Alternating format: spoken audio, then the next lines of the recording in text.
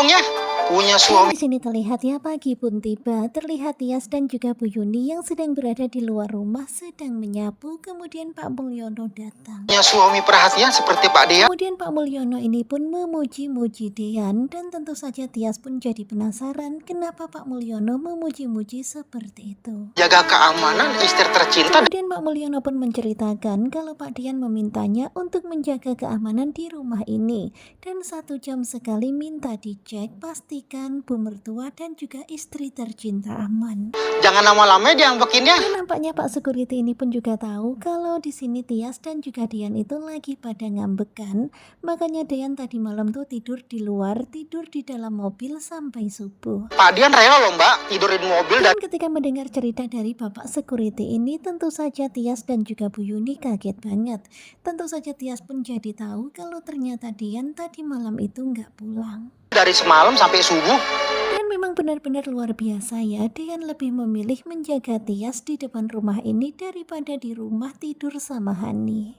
Iya Bu, saya saksinya. Kalian bisa lihat ya, di sini Pak Mulyono tuh serius banget ketika bercerita pada Tias dan juga Bu Yuni. Dia tuh sepertinya excited banget ya dengan Pak Dian. Dia tuh orangnya sabar banget. Bahkan di sini Pak Security itu muji-muji Dian terus dan tentu saja membuat Tias dan juga Bu Yuni jadi gimana gitu ya. Itu sangat berat juga untuk dia. Dan tentu saja Bu Yuni tahu banget ya kalau sekarang ini Dian itu sebenarnya lagi berat pikiran juga, memikirkan Hani dan juga Tias. Jangan lama-lama diemin dia. Kemudian Bu Yuni meminta kepada Tias supaya jangan lama-lama diemin Diannya. Dan sekarang ini Tias pun jadi rada-rada mikir. Tias akan bersikap sewajarnya. Jawaban Tias itu simpel aja ya, dia hanya mengatakan kalau dia akan bersikap yang sewajarnya. Ya walaupun sebenarnya Tias itu benar-benar masih kepikiran akan Hani. Aku gak mau jadi penalu dalam. Dan di dalam hati Tias berkata kalau dia nggak mau menjadi penalu di dalam rumah tangga Dian dan juga Hani. Dia nggak mau membuat Hani sedih gara-gara kehadirannya. Aku cukup sadar Dan diri. kalian bisa lihat ya, di sini Tias itu benar-benar lagi mikir keras apa yang harus dia lakukan selanjutnya. Sementara itu terlihat Bu Yuni yang terus memperhatikan Tias. Ibu tahu apa yang kamu rasa. Tetapi tentu saja Bu Yuni hanya bisa terdiam, dia nggak mau menambah beban pikiran Tias. Di dalam hati Bu Yuni berkata kalau dia tahu sekarang ini Tias lagi benar-benar bingung dan berat pikirannya. Kamu menyembunyikannya dari ibu. Dan Tias pasti nggak mau terlihat sedih dan terlihat banyak pikiran ketika berada di hadapan Bu Yuni.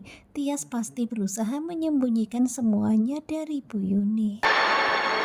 Dan Bu Yuni paham banget ya kenapa Tias nggak mau menceritakan semuanya kepada Bu Yuni. Karena pastinya juga Tias itu nggak mau ya Bu Yuni jadi banyak pikiran. Karena Bu Yuni juga baru sembuh ya dari sakitnya. Dan nggak mau membebani Bu Yuni dengan pikiran-pikiran yang berat-berat seperti ini. Nah tentunya kalian pasti pada penasaran ya pada akhirnya bersambung. Kemudian untuk masalah Apil kan mabuk ya ditolong sama Zidan. Kemudian karena Zidan itu bingung dia nggak tahu rumahnya Apil, akhirnya dia pun menelpon Gino. Kemudian Gino datang dan Gino membawa Apil. Kemudian Gino tuh membawa Apil ke alamat yang pernah dulu Apil minta dianterin sama Gino. Tetapi sesampainya di sana nggak ada orang yang mengenali siapa Apil. Tentu saja Gino pun jadi bingung. Akhirnya mereka berdua pun tidur di dalam mobil.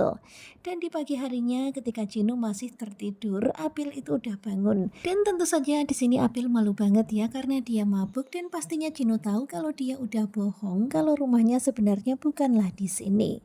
Simak kelanjutan naik ranjang bersama dengan Gugu Juba.